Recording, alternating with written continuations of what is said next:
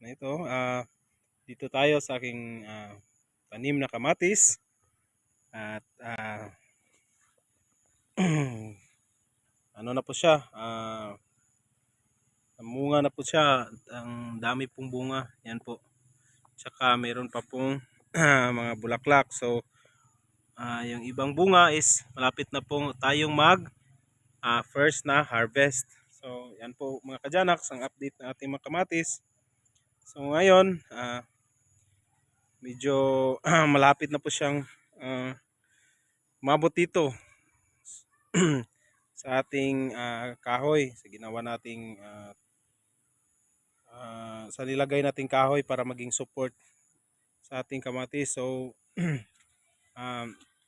medyo mataas na po ang kanyang puno kasi malapit na po siyang umabot sa dulo ng ating kahoy. So kung patuloy pa itong tumaas is magdadagdag na lang ako ng medyo mataas na kahoy. So kasi ang mga height nito sa nilagay nating kahoy is nasa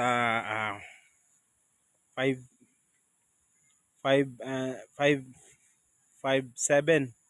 feet and 7 inches yung taas niya. Ayan po mga kajanax. So kita nyo naman, yan po yung kanyang bunga. Yan po mga kajanax. So, yan. So yan natin. Yan po mga kajanax. So marami na po siyang bunga. Tsaka marami na pong mga bulaklak.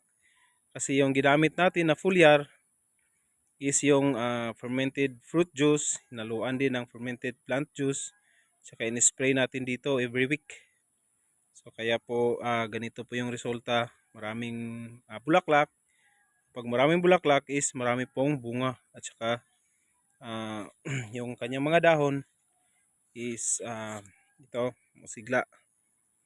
So pero mga kajanax, dito sa ating mga pananim, di talaga maiwasan na meron magkaroon ng sakit. Dahil na rin po yan sa siguro kasi organic farming lang tayo. Tsaka hindi tayo nagtitreat ng mga fungus. Ang ginawa lang natin is prevention lang po. Pero di talaga maiwasan na meron talagang kalusot na sakit. So yan po mga kajanax. So sa video na ito is i-share ko din sa inyo or i-share ko sa inyo kung ano po yung ginawa ko, bakit po yung isa sa mga mapaminsalang sakit sa ating mga kamatis is yung pagkulot ng kanyang mga dahon. So pag nagsimula na po magkulot yung ating mga kamatis, yung mga dahon nating kamatis is mga maliit lang po ang chance na mamunga siya or maging productive siya na ng ating tanim na kamatis. So kaya nagawa ko ng eksperimento dahil